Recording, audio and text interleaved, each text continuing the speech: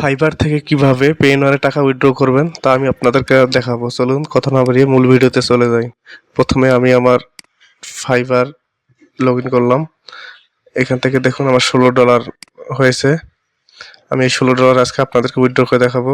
প্রোফাইলে ক্লিক করব, এখান থেকে ড্যাশবোর্ডে ক্লিক করব, এখান থেকে মাই বিজনেস আর্নিংস এবং এখানে আবার দেখুন $16 হয়েছে, এটা আমি উইথড্র করব। উইথড্র ব্যালেন্স পেইনওয়ার অ্যাড করা আছে, কনফার্ম করলাম,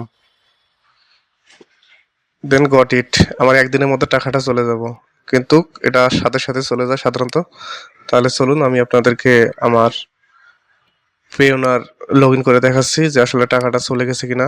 আমি পেইনওয়ারে গেলাম, এখানে আমার ইউজার নেম ও পাসওয়ার্ড দিয়ে আমি লগ ইন করবো। দেন এখানে আমার সিকিউরিটিটা আমি বসালাম, সাইন ইন করলাম।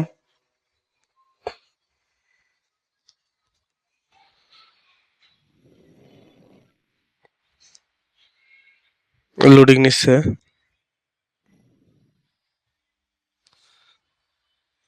দেখুন এখানে আমার $13 এসেছে।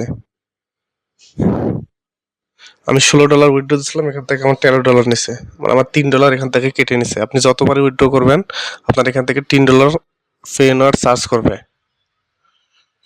এটা আপনাকে অবশ্যই মনে রাখতে হবে। তাহলে এটা আপনাকে কিভাবে উইথড্র করবেন তাও আমি আপনাদেরকে দেখাবো। চলুন উইথড্র অপশনে যাই।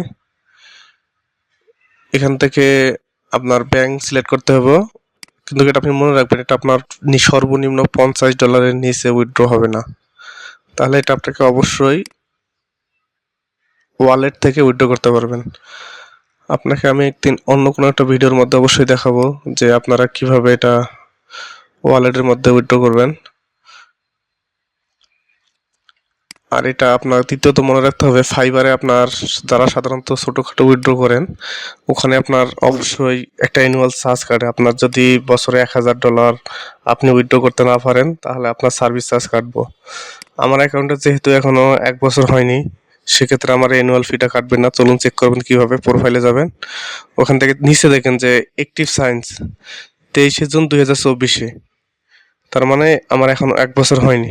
যদি 1 বছর হয়ে যায় তাহলে এটা আমার অবশ্যই অ্যানুয়াল ফি কাটবো। যারা ছোটোখাটো ডলার উইথড্র করেন তারা অবশ্যই খেয়াল রাখবেন, নাহলে আপনার টাকাটা কেটে নেবে। এটি অবশ্যই আপনি মনে রাখবেন। ধন্যবাদ।